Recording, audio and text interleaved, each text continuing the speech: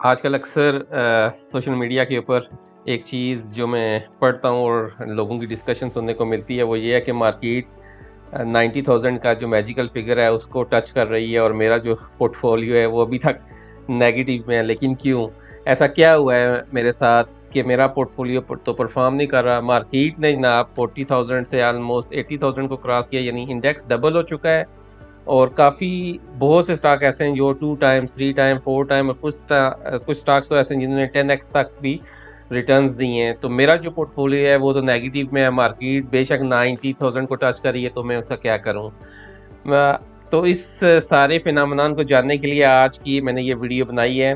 میرا نام عدنان صغیر ہے اور آج کی ہماری ڈسکشن ان چھوٹے چھوٹے پوائنٹس کے اوپر ہے جو ہم بیسیکلی مس کر جاتے ہیں جب ہم اپنے سٹاکس کو چوز کر رہے ہوتے ہیں اور جب ہم اپنی ٹریڈز کو لے رہے ہوتے ہیں.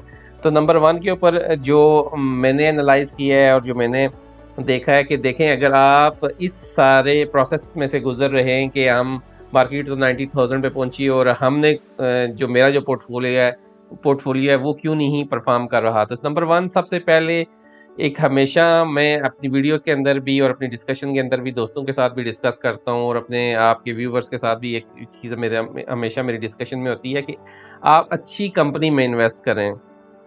اچھی کمپنی سے انویسٹ کرنے سے مراد یہ ہے کہ جن کمپنیز کے فنڈامنٹلز اچھے ہیں. اب جب آپ انویسٹنگ کرنے کے لیے آتے ہیں تو آپ جسٹ یہ سوچتے ہیں یار کہ یہ ایک سستا سا سٹاک ہے، 4 روپے کا، 10 روپے کا، 15 روپے کا، یہ خرید لیتا ہوں. اس کی ایک بڑی سی لاٹ آپ 5,000 10,000 اٹھا لیتے ہیں اور آپ کو فوجی فرٹیلائزر ہو گیا، پاکستان آئل فیلڈز لمیٹڈ ہو گیا، سسٹمز لمیٹڈ ہو گیا، اس طرح کی جو اچھی کمپنیز ہیں ان کے جو سٹاکس ہیں وہ مہنگے لگ رہے ہوتے ہیں اور جو بالکل ہی عام جو کیا کہتے ہیں نا سوری ٹو سے کچرا کمپنیز ہوتی ہیں ان کے سٹاکس آپ کو سستے لگ رہے ہوتے ہیں. تو میرے ٹیچر ایک بات اکثر مجھے کہتے ہیں کہ عدنان کہ جو ہے نا cheap is expensive and expensive is cheap.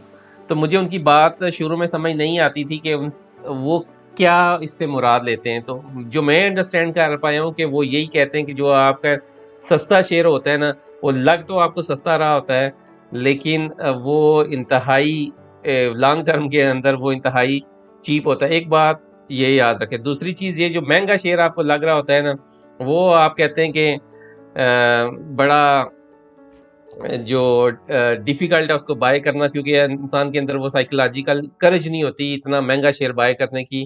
اس کو 400 روپے کا ایک شیئر مہنگا لگ رہا ہوتا ہے اور 40 روپے کا ایک شیئر سستا لگ رہا ہوتا ہے.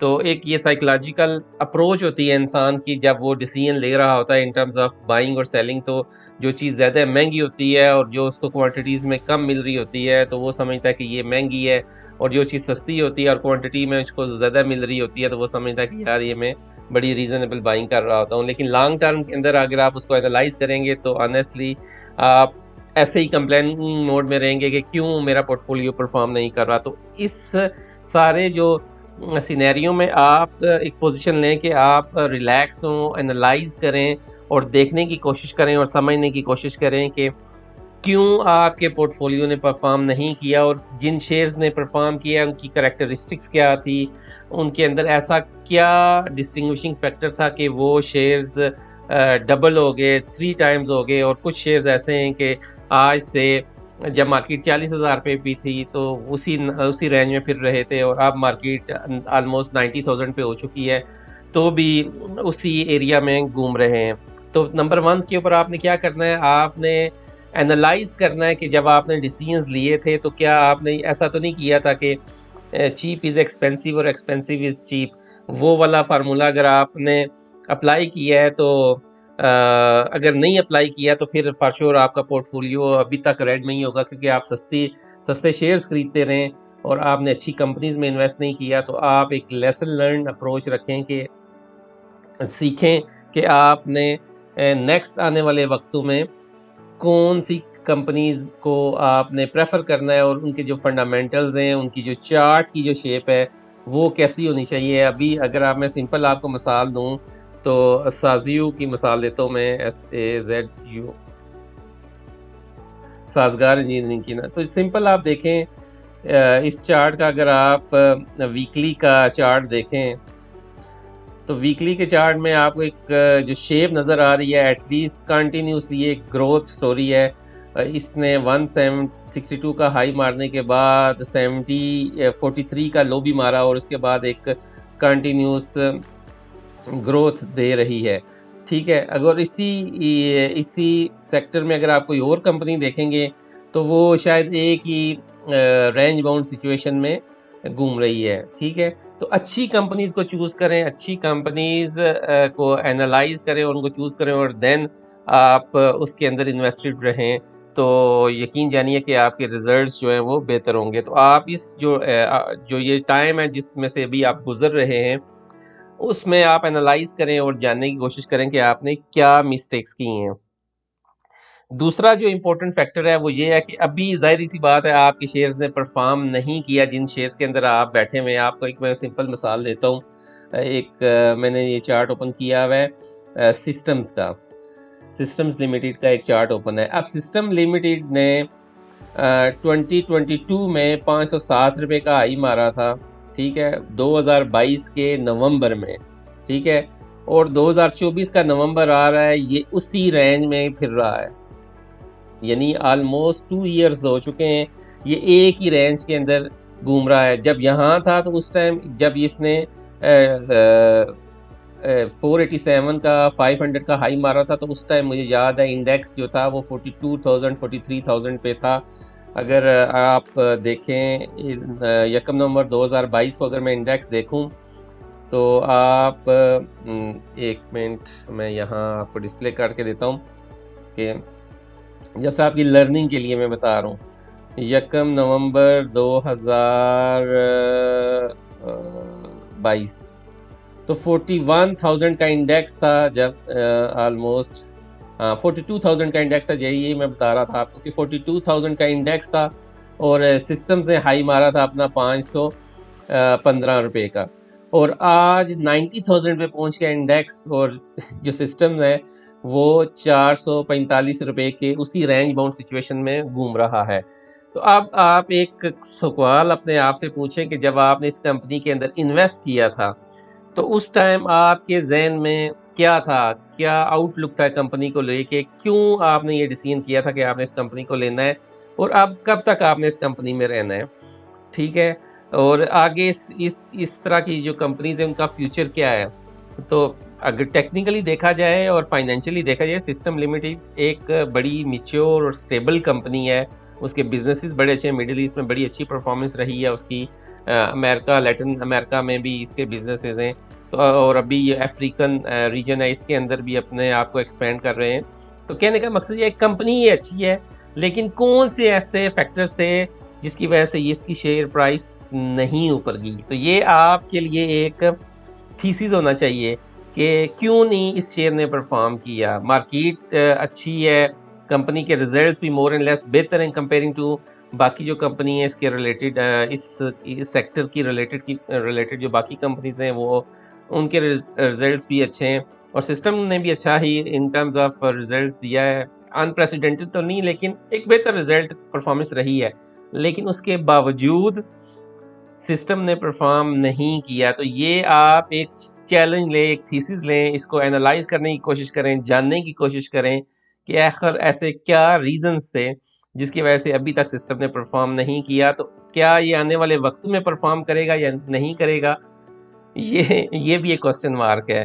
ٹھیک ہے, میں اپنی کوئی اوپینین کوئی رائے نہیں دینا چاہتا, لیکن ابھی تھوڑا ٹائم ہے, ایک سرٹن ٹائم کے بعد لائک 3 to 6 month کے بعد اس نے ایک ریلی سٹارٹ کرنی, اور وہ اتنی ایگریسو ریلی ہوگی انشاءاللہ بالعزیز کہ آپ خود امیز رہ جائیں گے. اچھا, وہ really based on that scenario, اس وقت کے سینیریو کے حساب سے آج سے 4 سے 6 مہینے کے بعد اس کو انالائز کریں گے. وہ اوپر والی سائڈ میں بھی ہو سکتی ہے اور نیچے والی سائڈ میں بھی ہو سکتی ہے. لائک یہ شیئر یہاں سے نیچے بھی گر سکتا ہے اور یہاں سے اوپر بھی جا سکتا ہے. موسٹ لائکلی ابھی تک اس نے اپنے آپ کو ایک لیول تک سسٹین کیا ہوا ہے, تو امید یہی ہے کہ اس نے اوپر جانا ہے. اگر اس نے گرنا ہوتا تو ابھی تک کافی چانسز اس کو ملے تھے یہ گر چکا ہوتا.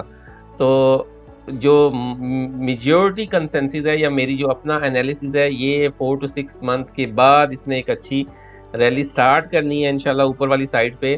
اور کتنی کرنی ہے پھر یہ جب ٹائم قریب آئے گا پھر اس کو انالائز کر کے میں آپ کو بتاؤں گا کہ کیا آپ کو سسٹم کو رکھنا ہے یا پھر بیچنا ہے یا جو بھی سینیریو ہے. لیکن یہ سسٹم لمیٹڈ کا جو شیئر ہے یہ ایک آپ کے لیے تھیسس ہونا چاہیے. آپ اس کو سمجھیں, انالائز کریں, انڈرسٹینڈ کریں کہ کیا ریزن تھی کہ آپ کا اس شیئر نے پرفارم نہیں کیا. اور جو تیسری چیز جو میں آپ کو سجیسٹ کروں گا وہ میں یہ سجیسٹ کروں گا کہ آپ کا پورٹ فولیو اگر ڈاؤن ہے تو اس کو ایز این اپرچونٹی لیں. اپرچونٹی اس طرح لیں کہ آپ اپنی سٹاک سلیکشن بہتر کریں. تو فار شور اگر ایک بات زندگی میں یاد رکھیں, جو ٹونی رابنز ایک بات ہمیشہ کہتا ہے کہ if you do what you have always done, کہ اگر جو آپ آج کر رہے ہیں اور جو آپ اس سے پہلے کرتے رہے نا, اگر آپ ویسا ہی کرتے رہیں گے نا تو you will get the same, you will get what you have always gotten, کہ آپ کو وہی کچھ ملے گا جو آپ کو ہمیشہ سے ملتا رہا ہے.